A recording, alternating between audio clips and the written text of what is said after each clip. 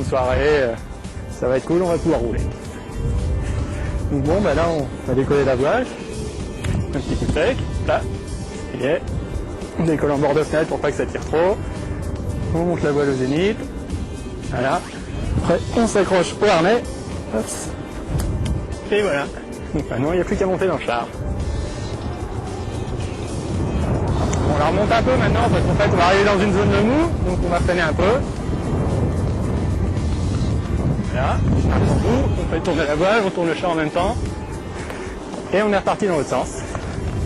En fait ce qui est compliqué c'est de réussir à gérer en même temps les 4 fils et les lignes qui sont derrière, on appelle ça les arrières.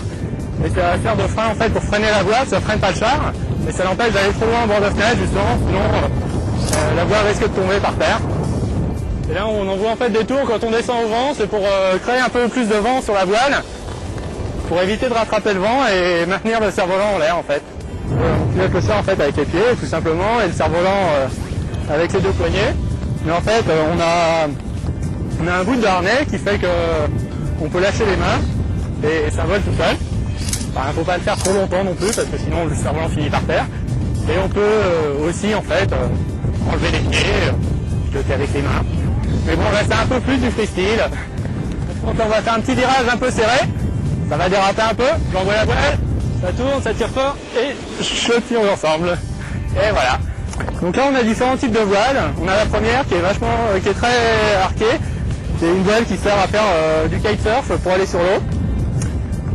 Et les autres sont des voiles vraiment destinées pour le char.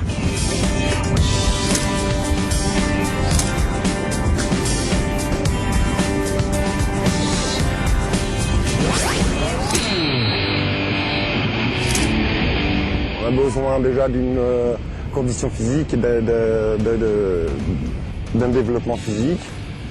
Et puis aussi la notion quand même d'utilisation de l'espace en termes pour le cerf-volant, c'est-à-dire que il est quand même loin de nous et ce qu'on appelle la fenêtre de vol, c'est-à-dire l'espace d'évolution de l'aile, c'est quelque chose qu'on peut palper parce qu'on arrive à se faire une matérialisation d'une partie du ciel qui nous est profitable pour faire avancer l'engin. C'est des dimensions qu'on doit ressentir plutôt que de ne les voir. Voilà. Le sens un peu magique de pouvoir avancer avec un cerf-volant, c'est quelque chose qui est quand même encore aujourd'hui assez novateur.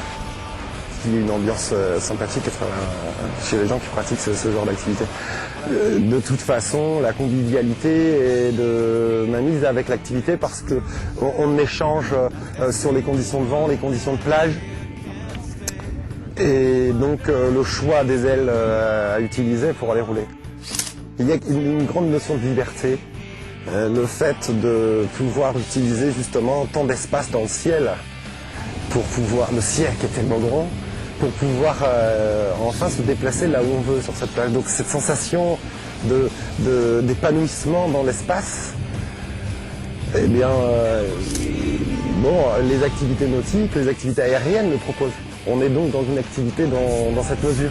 Donc voilà, cet engouement, cette émotion créée par cet espace et l'optimisation de l'espace, oui, je pense que c'est quelque chose qui devient complètement intrinsèque et qui devient presque nécessaire.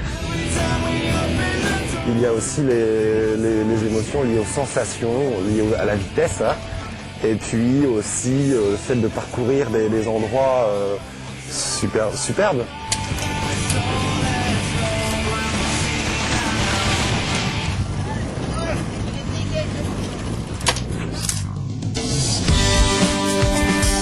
Le char à cerf-volant est venu tout naturellement parce que je faisais déjà du cerf-volant avant.